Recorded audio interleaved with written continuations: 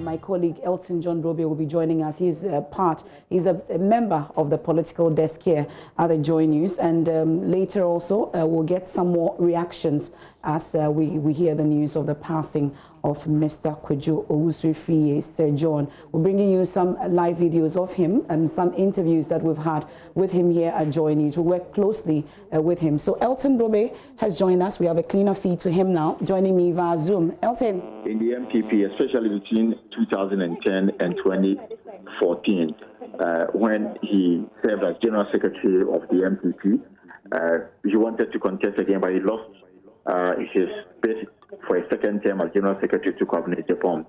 But the brief about him is that he is from the Ashanti region. He comes from a town known as Uyo. We know that he attended the 7th-day Adventist Secondary School in Bakwai, where he obtained his GCE ordinary level certificate. He then proceeded to obtain his GCE advanced level certificate from the Konongo Odomasi Secondary School in Konongo. He was then admitted to study political science at the University of Ghana. He then enrolled at the Ghana School of Law, where he graduated with a Bachelor's of Law. After this, he was admitted as a solicitor and counsel for the Supreme Court of the Republic of Ghana. Now, about his political life, apart from the fact that he served as General Secretary of the MPP from 2010 to 2014, until his demise, he was the Chief Executive of the Forestry Commission, and is well known for some of his comments, the appearance before the Supreme Court, and his famous, comment that even if President Akufo-Addo was in the real, MPP was still going to present him in the 2016 election. So this is about him. After, what we've been told is that he was at the Kolebu Teaching Hospital in the intensive care on ventilator, but unfortunately passed on this afternoon. Well, so what's the information that we are picking up? We know that he took ill just a few days ago, but what exactly do we know took him to the ICU? Well, it is unclear for now, even though if you check what is on social media, people are attributing it to COVID-19, but there's not been any confirmation from the Kolebu Teaching Hospital or his doctors about what may have ended his life. But what we do know is that he had been at the intensive care unit of the Kolebu Teaching Hospital for some time now, and indeed he was on a ventilator for a while before giving up the ghost.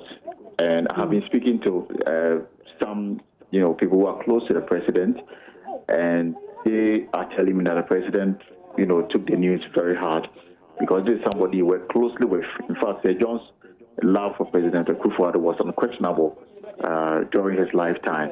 And he was one of few who said, and I want to repeat, before the 2016 election, when there was talk about whether President Akufo-Addo should run again on the ticket of the MPP, because he had been there in 2008 and 2012 and lost to the NDC.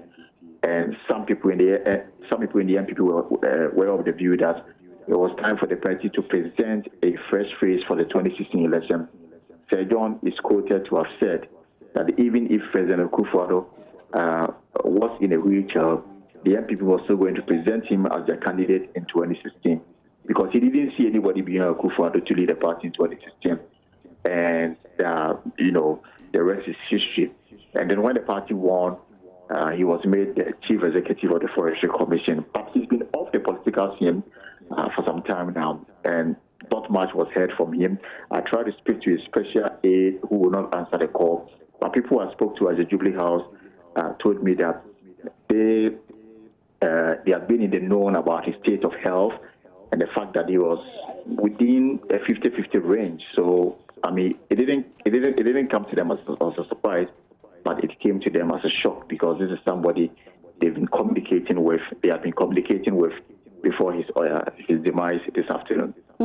I'm sure you've also been speaking to them about the timing of this, mishap. Really, how are they taking it, knowing that, of course, this is a man that you cannot forget when it comes to campaigning and the role that he played for the MPP to come to power, for instance? How is it going to impact the party?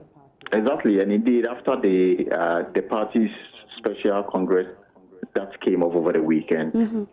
What information I picked from the corridors of power is that the president brought together some experienced people within the party to look at it was the campaign going to take because of COVID-19.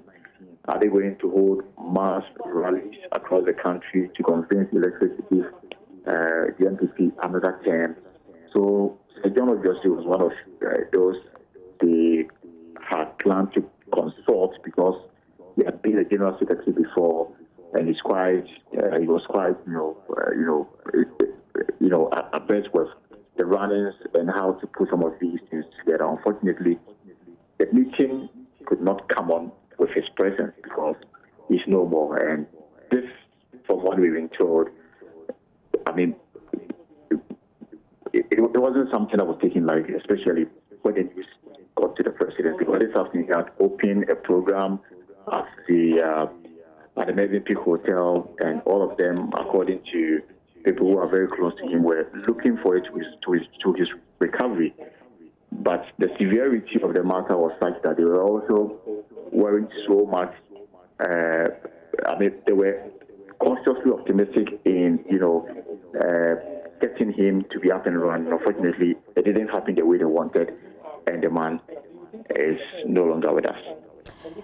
Elton Brobbey, thank you very much. That's our presidential affairs correspondent, Elton Brobbey. He's also a member of our political desk, taking us through who the man, Sir John, is, his political career, and of course, how his death will impact the upcoming campaign of the NPP. You've heard him talk about how the president has taken the news and not so happy about it. But let's listen, or let's look at some of the videos of Sir John.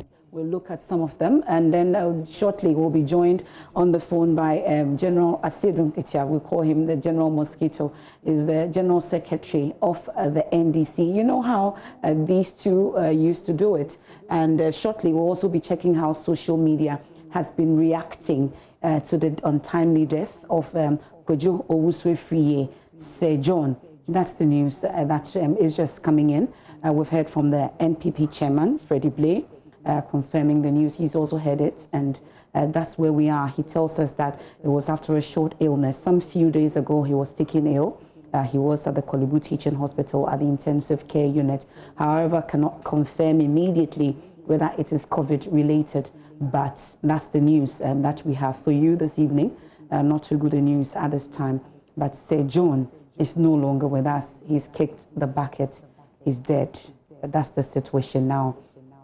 We'll be checking how social media is reacting to the news shortly. We posted it on our Facebook page, all our social media platforms. And many of you have been sharing your fondest memories of Kojo Owusu-Efriye. We call him Sir John. And I've seen that the communications director at the presidency, Eugene Ahin, has also posted that on his Facebook page, asking Sir John to rest in peace. I'll be going through some of them shortly. So this one says, this is Eugene Ahin. He says, R.I.P. Sir John, till we meet again. You know how affable a man Sir John is. So we'll be going through all your messages that you put on our social media platforms shortly. But if you have the all clear, do we have Asidun Ketia joining us on the phone? But we can listen. Let's watch a few of Sir John's videos, some of the things he said. He spoke to us on all our platforms here at the Multimedia Group, here on Ekosi Seng everywhere. We can watch some of them.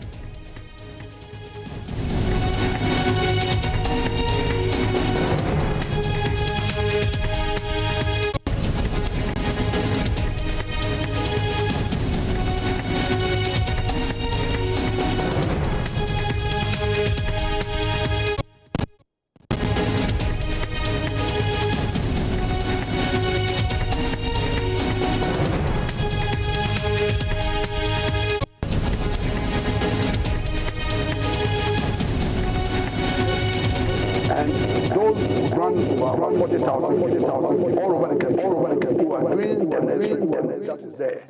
And then we can also talk about what we call the modified Tonja system. where the degraded forests and areas that has been given to our fathers and mothers and the young people who are interested in farming to go out there and cultivate their foodstuffs, take them while they are planting the seedlings for us. And so that had also employed over 60,000 people. So altogether here, we can talk about over 200,000 people that we have given, them jobs. And where are you getting the money to sustain this, to pay these people? The modified tonja system, as it were, we give them from time to time when we go to visit them. We give them something, to buy some soap and others and some food to eat. But essentially, they are planting, they are taking their foodstuffs, sell it for themselves, make the money for themselves.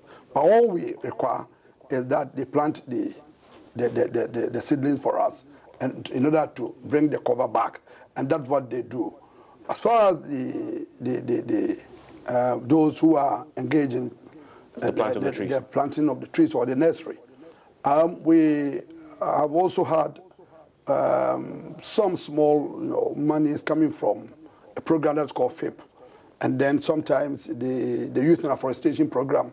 We had budgeted for some money to go to such people, and we can always pride ourselves in. This year alone, last year alone, we planted about 10 million seedlings, trees all over the country, 10 million, that are doing extremely well, and I'm proud to say that indeed it was in the right direction that we employed these young people to undertake that.